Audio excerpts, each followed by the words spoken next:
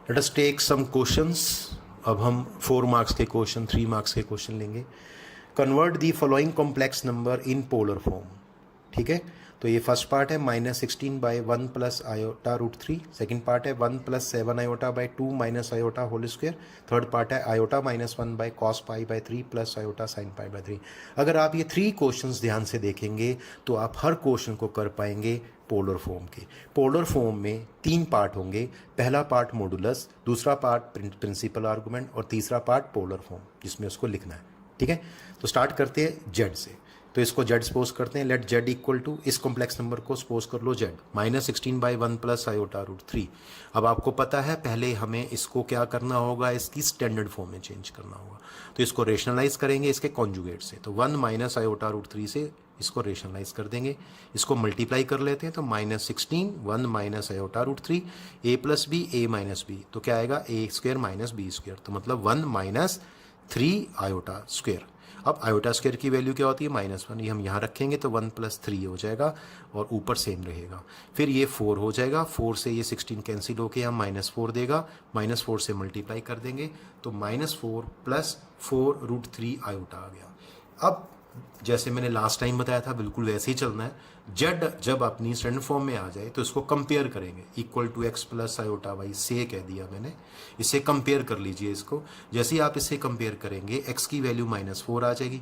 अब -4 कैसा है, <0, नेगेटिव नंबर है, और y की वैल्यू 4 रूट 3 आ जाएगी। 4 रूट 3 कैसा नंबर है, पॉजिटिव नंबर है। अगर x नेगेटिव हो y पॉजिटिव हो तो बताओ z कहाँ लाई करेगा, जेड कहाँ लाई करेगा, x negative y positive, second quadrant में। That implies Z lies in second quadrant. तो बड़े आराम से आपने स्टेप्स को नोट करना है और फिर करना है। अब आपको बताया था पहला पार्ट होगा मॉडुलस ऑफ जेड। तो मॉडुलस ऑफ जेड क्या होता है, r equal to mod of Z. Formula क्या होता है इसका, √(x² + y²। x की वैल्यू थी आपके पास -4, यहाँ रख दी, और y की वैल्यू थी 4 रूट 3, वो यहाँ रख दी। इसको सॉल्व करेंगे, ये 16 + 48 हो जाएगा, कुल मिला के √64 होगा, और सॉल्व करके वैल्यू क्या आएगी 8। तो r की वैल्यू क्या हो जाएगी 8। तो ये आपके पास मॉडुलस फाइंड हो गया। बहुत ही अच्छा क्वेश्चन है, देखिए। Now principal argument of Z, ये इसका सेकंड पार्ट होगा। ऐसा नहीं है कि आपको ये हेडिंग्स डालने हैं, ये तो मैं थोड़ा सा क्लियर करने के लिए डाल रहा हूँ। आप चाहें तो इसको छोड़ सकते हैं, अगर आप लिखेंगे तो भी अच्छा है। तो प्रिंसिपल आर्गूमेंट कैसे निकालते हैं, तो प्रेजेंटेशन देखनी है मेन आपको। दी एक्यूट एंगल हमेशा यहाँ से स्टार्ट होगा। The acute angle alpha is given by, बेटा सबसे पहले इसमें अल्फा निकालेंगे। अल्फा का फॉर्मूला है निकालने का tan alpha equal to mod of y by X. ठीक है, mod of y by X. इसको आप ये भी लिख सकते हैं y की जगह imaginary part of z by real part of z, ये आपकी चॉइस है। अब y की वैल्यू थी 4 रूट 3, x की वैल्यू थी -4, 4 से 4 कैंसिल हो गया, -√3 का मोड क्या होता है √3। √3 बताइए tan कितने पे वैल्यू लेता है, π/3 पे। कंपेयरिंग करेंगे तो अल्फा की वैल्यू क्या आ गई, π/3। ठीक है, तो अल्फा आ गया। अब हमें एनालाइज करना होगा कि जेड कहाँ लाई करता है, पीछे बता चुके हैं, since Z lies in second quadrant, पीछे बताया था।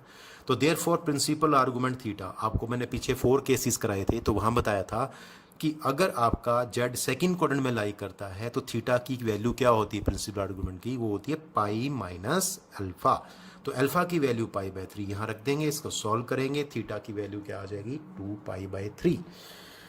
अब पोलर फॉर्म ऑफ जेड लिखने वाले हैं, तो therefore required polar form, तो फॉर्मूला क्या है इसका, r bracket cos theta plus iota sine theta. तो r की वैल्यू 8 थी, थीटा की वैल्यू 2π/3 थी, इसको आप यहाँ पुट कर देंगे तो 8 cos 2π/3 प्लस आयोटा साइन 2π/3, ये ब्रैकेट रहेगी और ये आपका आंसर हो जाएगा। बहुत इजी क्वेश्चन है, लेकिन देखना है आपको किस तरह से प्रेजेंटेशन देनी है, क्योंकि मैंने देखा है 10th क्लास के जो बच्चे हैं उनकी प्रेजेंटेशन बहुत वीक होती है। क्वेश्चन उनके क्लियर होते हैं, कॉन्सेप्ट्स, बट प्रेजेंट करना नहीं आता क्वेश्चन को मैक्सिमम को।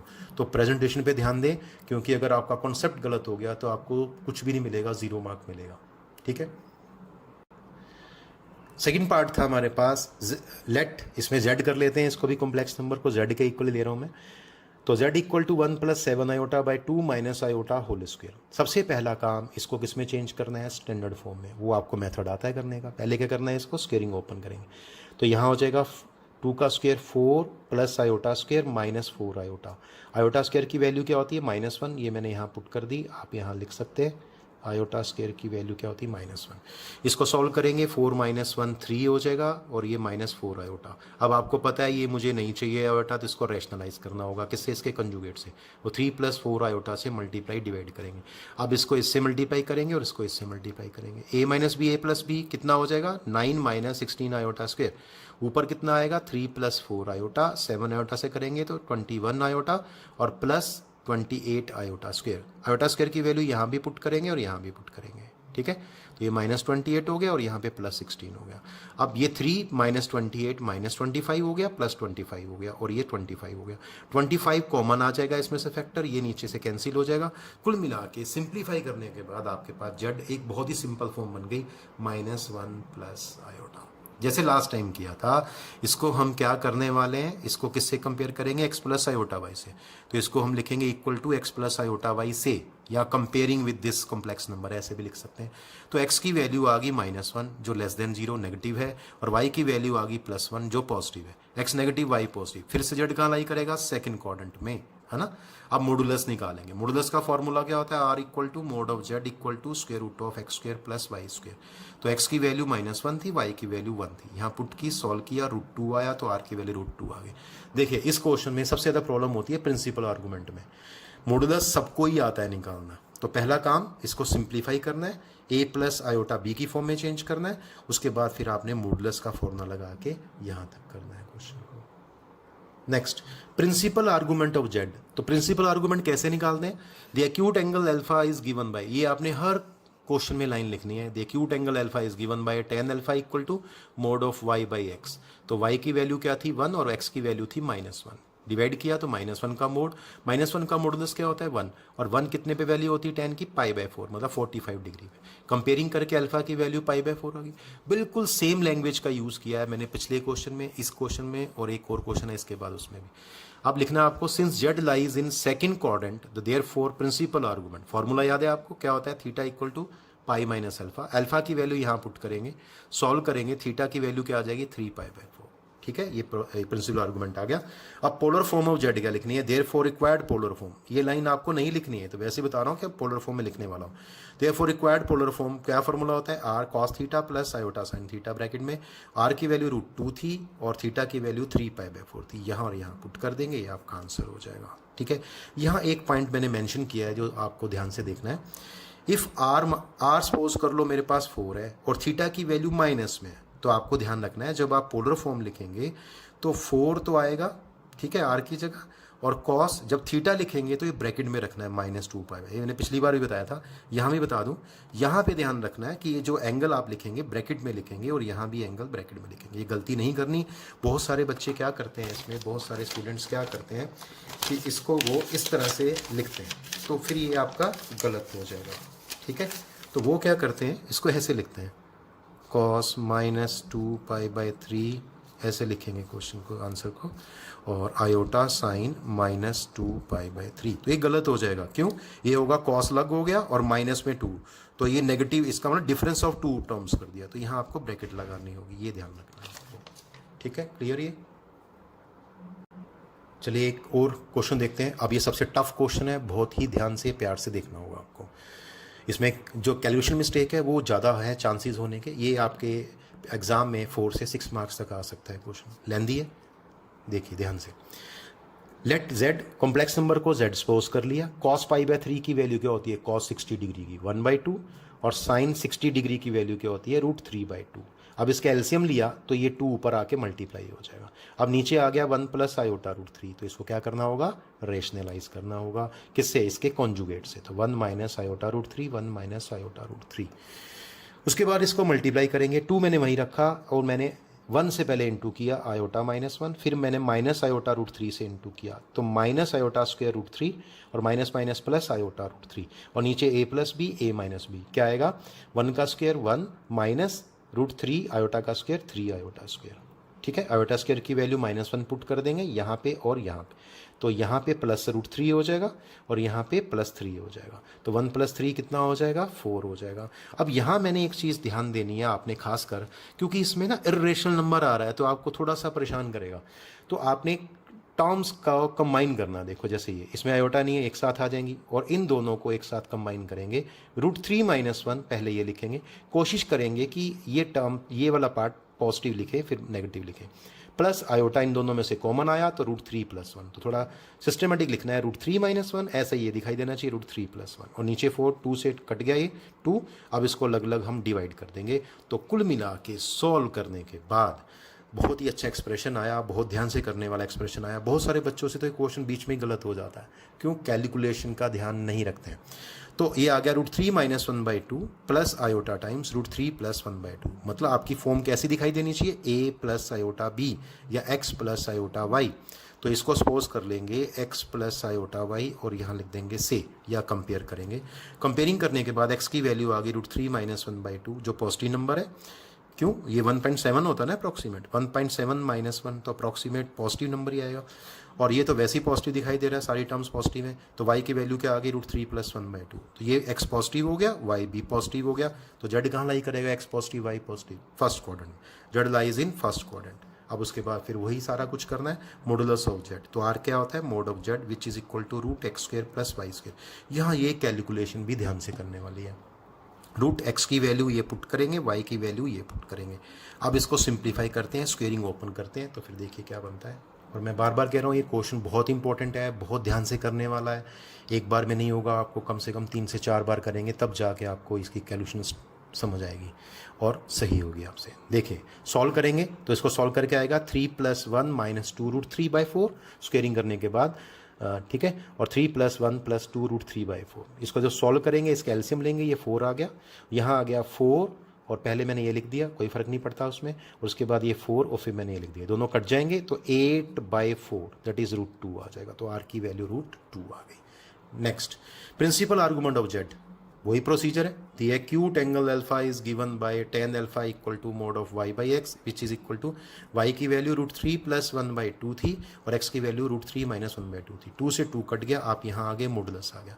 अब बहुत सारे बच्चे क्या करते हैं, यहाँ मोड होता है, बेचारे परेशान हो जाते हैं, ये मोड का क्या कराएं, क्या करें। तो याद रखना, अगर मॉडुलस में कोई नंबर है और आप उस नंबर को पहले से ही जानते हैं वो पॉजिटिव है, तो उसको वही लिख देना है, यही मतलब इसका मोड ड्रॉप कर देना है।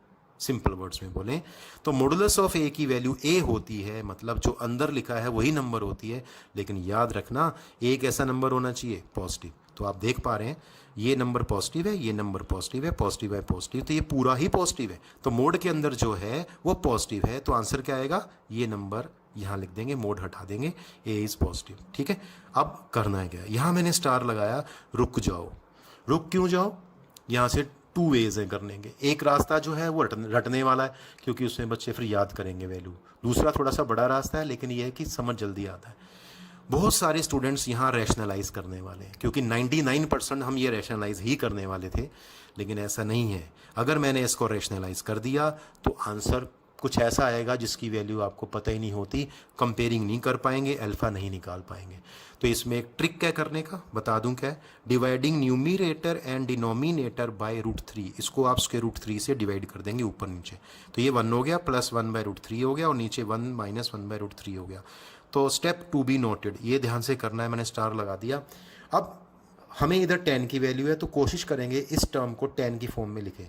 तो 1/√3 किसकी वैल्यू होती है? tan π/6 की। तो यहाँ tan π/6 लिख देंगे और यहाँ भी tan π/6 लिख देंगे। अब आपके पास एक फॉर्मूला बन गया। अभी नेक्स्ट पेज पे मैं दिखाऊंगा आपको फॉर्मूला लिख के, उधर आपको याद होना चाहिए 1 + tan theta over 1 - tan theta क्या होता है? tan π/4 plus theta. तो ये tan π/4 प्लस थीटा आ जाएगा, π/4 प्लस π/6। इसको जब ऐड करेंगे, देखो इसका एलसीएम 12 आएगा, 3 + 2π, 3π + 2π 5π/12। तो देखना ये 5π/12 देने वाला। नेक्स्ट पेज पे देखो, यस। तो ये फॉर्मूला था tan π/4 प्लस थीटा का, 1 + tan theta over 1 - tan theta. तो आपने क्या देखा, tan अल्फा किसके इक्वल आ गया? tan 5π/12। अब समझ आया ये मैंने मेथड क्यों यूज़ किया? ताकि दोनों तरफ tan बन जाए और इजीली हम अल्फा की वैल्यू फाइंड कर पाएँ। अब आपको पहले से पता है Z lies in first quadrant, therefore principal argument theta क्या होता है? अल्फा। ठीक है, तो अल्फा की वैल्यू क्या थी? 5π/12। तो therefore required polar form r cos theta plus iota sine theta. r की वैल्यू √2 थी, bracket cos 5π/12 plus iota sine 5π/12। ये आपका आंसर हो जाएगा। That is most important question. अब एक बार मैंने यहाँ पे एनालाइज करके इसको एक ठीक है ग्रुप में लिख दिया है ताकि आप भूलेंगे नहीं इस चीज़ को, क्योंकि अगर ये भूल गए तो आपका क्वेश्चन गलत हो जाएगा। प्रिंसिपल आर्गूमेंट कैसे निकालते हैं? प्रिंसिपल आर्गूमेंट मैंने सीधा लिख दिया, फर्स्ट क्वाड्रेंट में क्या है, सेकंड में क्या है, थर्ड में क्या है, फोर्थ में, तो ये आपको याद रखना होगा।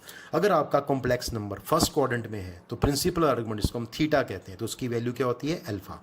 अगर सेकंड क्वाड्रेंट में है तो थीटा की value pi minus alpha, third में है थीटा की value alpha minus pi, fourth में है तो थीटा की वैल्यू माइनस अल्फा। यहाँ मैंने लिख दिया where alpha is the acute angle given by, alpha कैसे निकाला जाता है, इस फॉर्मूले से, tan alpha equal to Y by X का मोड। लेकिन याद रखिए y की जगह क्या लिख सकते हैं, इमेजिनरी पार्ट ऑफ z, और x की जगह क्या लिख सकते हैं, रियल पार्ट ऑफ z।